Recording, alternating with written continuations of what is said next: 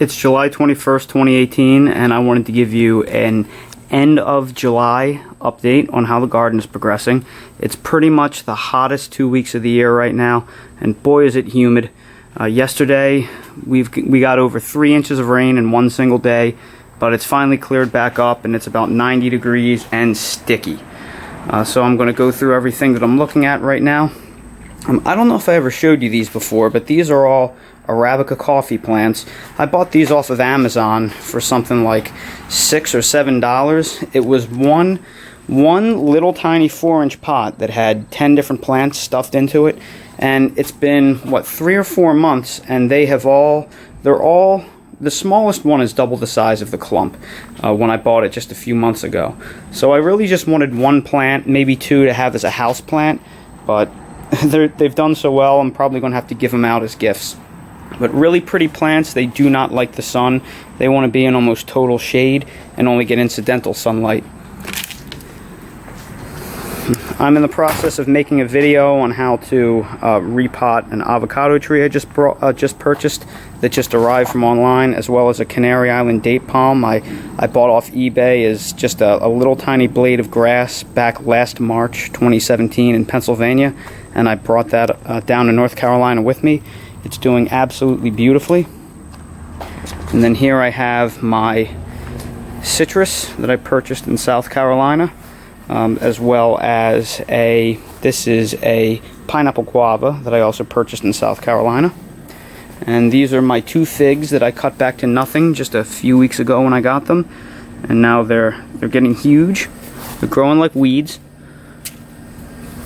This is a little tiny red lime, which is supposed to be super cold hardy. You can see it's putting out new leaves. And this is the infamous Trifoliate Orange, hardy to something like -10 degrees Fahrenheit. Really pretty plants. You can't really eat them, but they're magnificent as ornamental shrubs, as long as you don't mind these big pricklies. And then these are just some long keeper tomatoes that I'm growing from seed. You're supposed to harvest these as green bunches and keep them inside your pantry, not let them touch, and they're supposed to slowly ripen over months, so I'm going to give these a shot. And then, believe it or not, these are some palmetto seeds that I grew from a palm that was flowering and seeding in Wilmington last year. I brought a branch full of seeds home with me, and I threw it in the garage and I forgot about it for 3 months. I just decided to stick them in the ground, or in this little container, and 5 out of 6 of them sprouted, and you can practically watch them grow. And then these are banana trees that I broke off my large banana tree that I bought as an itty-bitty pup last year in Pennsylvania and brought down with me.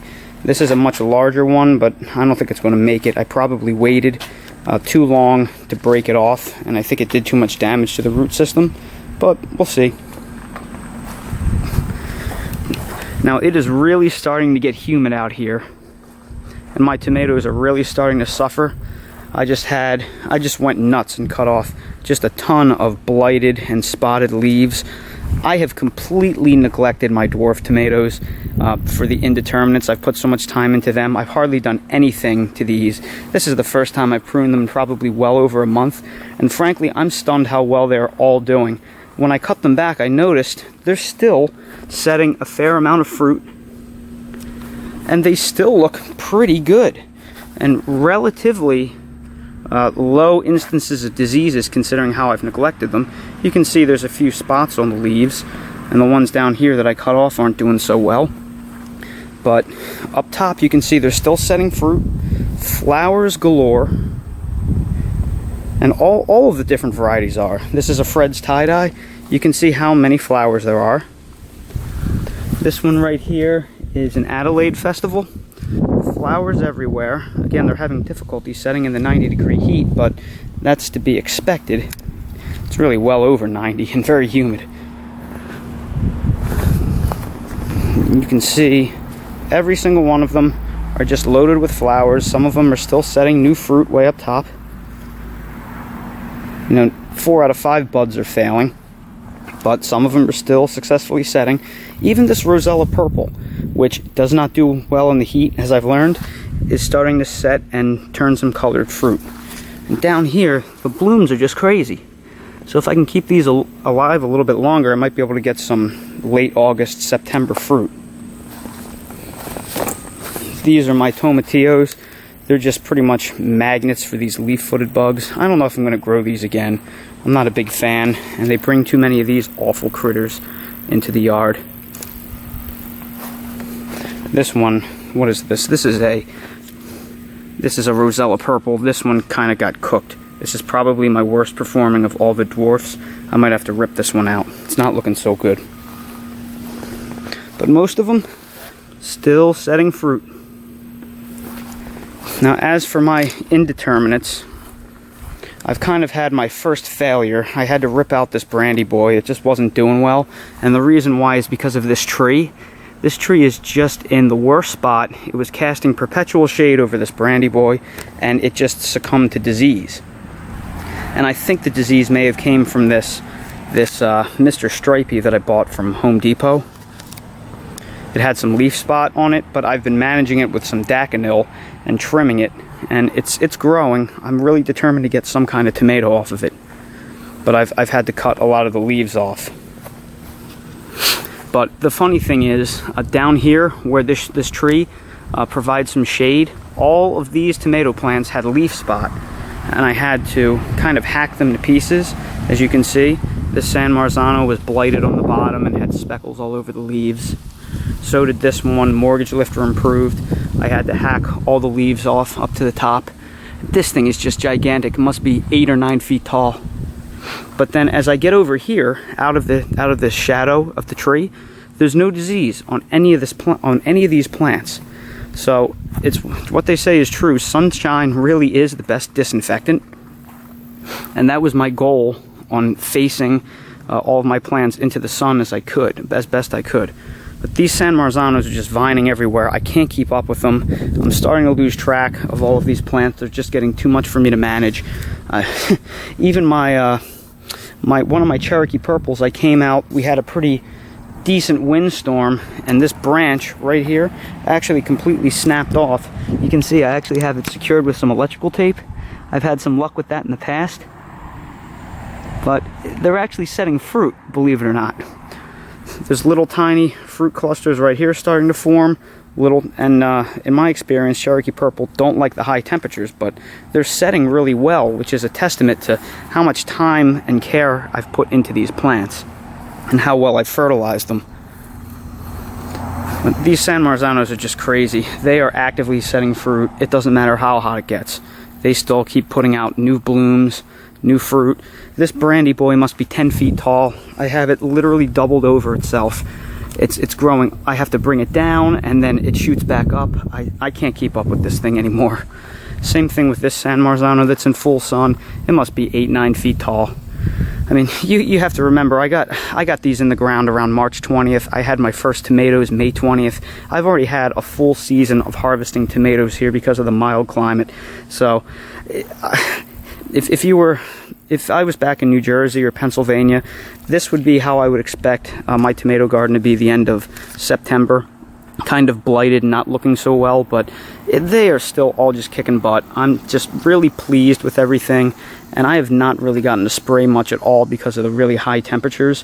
When it gets over 85-90 degrees, you can't soak your plants in neem oil, or you'll just burn them. It turns into like acid in the sun. Another thing I want to show you is the Cherokee carbon tomato that I bought from Home Depot that succumbed to bacterial wilt.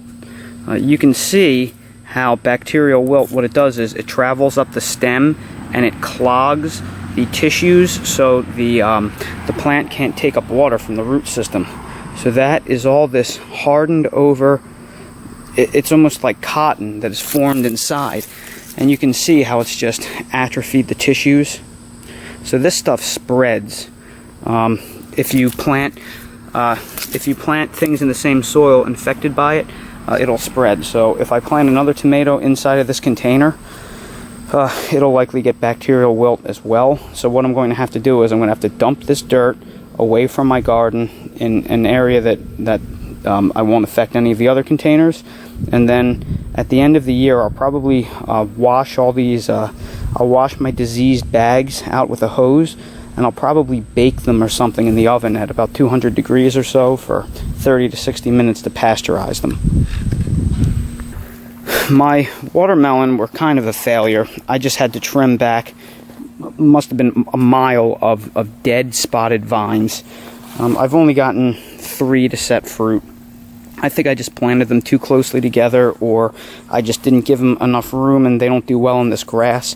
The best thing I can say about this watermelon is it kept all of the cucumber beetles off my cucumbers because they all flocked to the watermelon like crazy. So I guess it's at least a nice distraction crop. Next year I'm going to try to maybe trellis them a little bit, and I think I might actually grow them in containers and actually use chemical pesticides to spray to keep the population of beetles under control.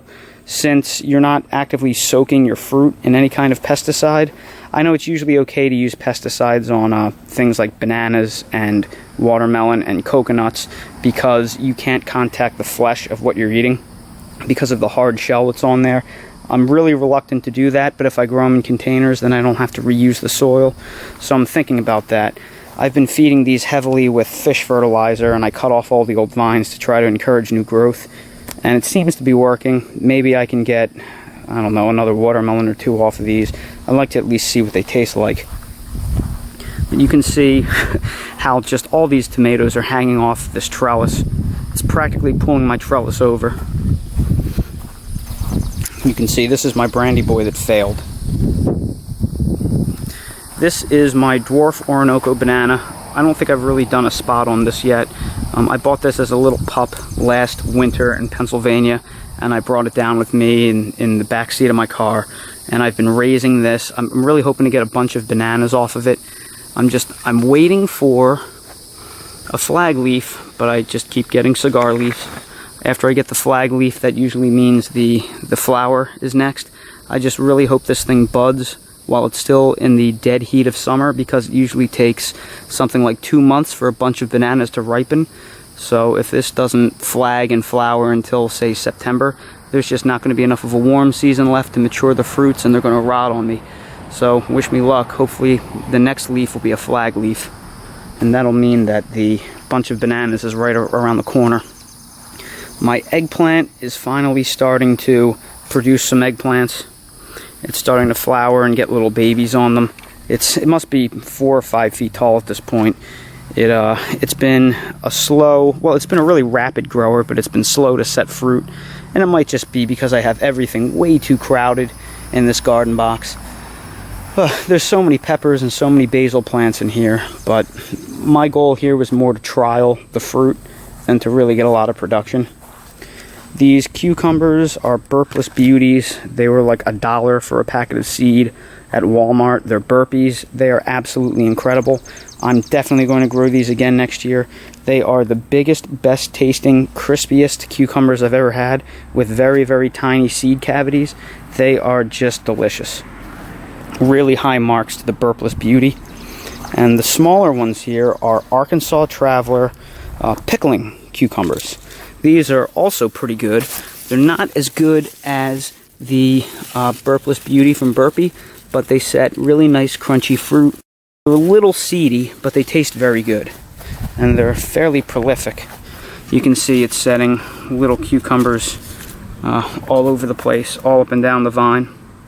So if you like pickles, the Arkansas Traveler seems to do pretty well in the South. And these are my zucchini. Believe it or not, my gray squash that I started at the beginning of the year succumbed to the awful, deadly squash borer. They ate them alive, so about 5 weeks ago I just bought little plants from Home Depot, and they're already giving me fruit. These things must grow 3 inches a day. I've already picked 3 zucchini off of here, and looks like I'll have another one in a day or 2. I'm not the biggest squash eater, so I don't really need a whole lot of it, but they're doing well enough. And oh no, it looks like I have lost another. I just have not taken enough time to stake these up, so looks like I'm gonna have to fix this and tie them up a little bit better. Turns out that these little 3-foot bamboo stakes are not enough for these dwarf tomatoes, So next year I have to do a better job at giving these tomatoes the attention that they deserve. It's 30 tomato plants is a lot for one person, let me tell you. But this is the overall progress of the garden. It still has a lot of life left in it, despite that I've been actively harvesting fruit for several months now. So really doing well in this climate, trying my best to keep up with the spray, trying my best to keep up with the maintenance, but when it's 90 plus degrees and every single plant is just loaded for bear and bending over, you know, loaded with all the fruits, it makes it tough to keep up with. But happy gardening, everyone. Thanks for watching. I'll provide you with some more updates as things progress. And as always, please subscribe to the channel. Please comment, like, share the videos. I really appreciate it, everyone. Thank you for watching, and have a great rest of your day.